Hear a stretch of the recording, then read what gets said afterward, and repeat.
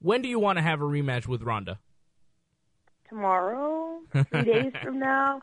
To me, I don't even, even though it was a fight, I don't even consider it a fight. I definitely didn't perform up to my best. And but I think that maybe that's a good thing because it's allowed Ronda to open up the doors for the UFC and get the females in there. And I mean, she's carrying a lot of pressure right now, and she's doing a great job at it. But that being said, when we fight again, if she thinks that it's going to be a quick finish one more time, she's going to be in for a rude awakening, I think. I want to talk about that rematch, but you said something that piqued my interest. You said that maybe your performance, the fact that it wasn't your best performance, was a good thing because it allowed Ronda to go into the UFC. Do you think that if you had beaten Ronda Rousey, women would still not be in the UFC? I don't necessarily think that, but I think that the light would be a bit different. Who knows if it would have been a main event or whatever. But I mean, that's all kind of guessing and hypothetical, and this is how it's happened, and maybe that was, as I say, for the better. Maybe Ronda's good at pushing that media and kind of giving them what they want. So I think it's overall a good thing for females. Now, when you look at the fight with Ronda, what do you think? What do you tell yourself, and what do you feel happened? It's just a matter. She started fast, and I didn't, and I made some critical judgment errors. I was actually too calm, and just didn't fight my fight, and got caught early. Now, are you preparing differently for Ronda Rousey? I mean, there's a lot of people that No? I'm not preparing at all for Ronda Rousey. No, but I mean, kind of in the back of your mind, I mean, we look at a champion like GSP, and I know a lot of welterweights, they train really hard on their wrestling because they know that once they get to that kind of top level, they're going to have to deal with a wrestler. Are you doing any judo training maybe that you weren't doing just so that you know what she's throwing at you? You know the kind of moveset and the style that she's bringing?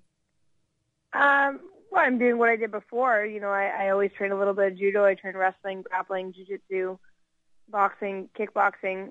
I wasn't surprised by what she did, but she did it, so good for her.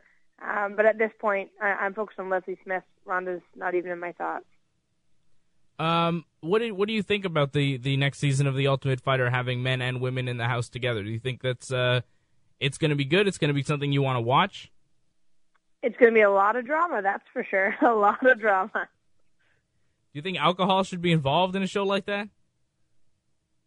Well, I mean, I don't think they have much else to do when they're at the house. I think that really brings in the ratings because people get bored, and after if they have their fights and then they lose their fights, they don't really have much else to do but kind of drink and party. So it's the entertainment factor that's happening there.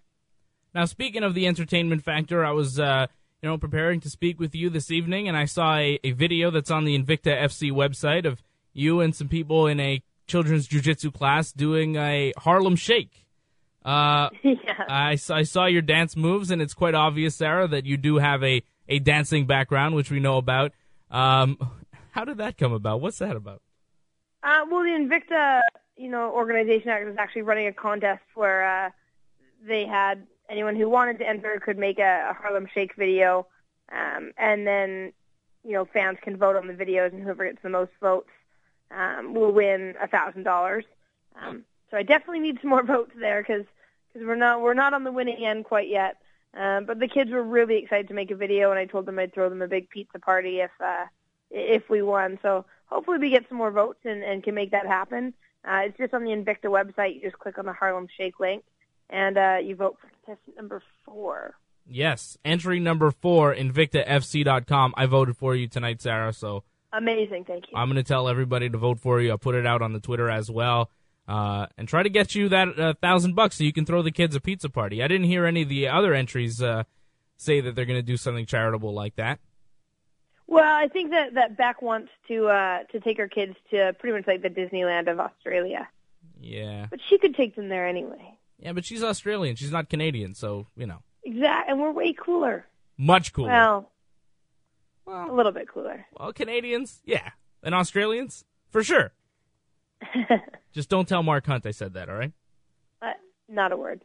Let me ask you about Fallon Fox. What do you think about the transgendered male to female now fighting women?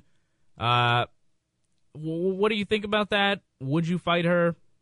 What are your thoughts on that?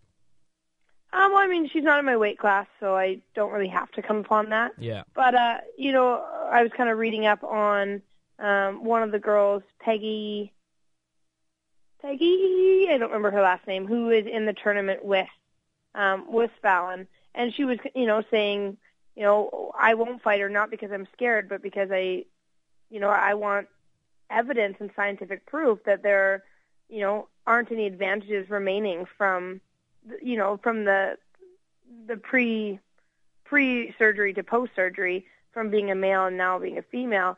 I agree with that. I think that, Fallon should be able to do whatever she wants to do, but in a sport that is based on one person versus another and their physical abilities, I do think that, it should be proven that, there's no carryover from, the musculature that she's had as a male, going through puberty as a male. I just can't see all those different, kind of growth and benefit that you get from the testosterone for 30 years, all of a sudden just disappearing by taking estrogen. And, I think that it's great that she's made the change and this is what she wants to do. But, it's kind of a strange career choice, after, a transition being a one-on-one sport.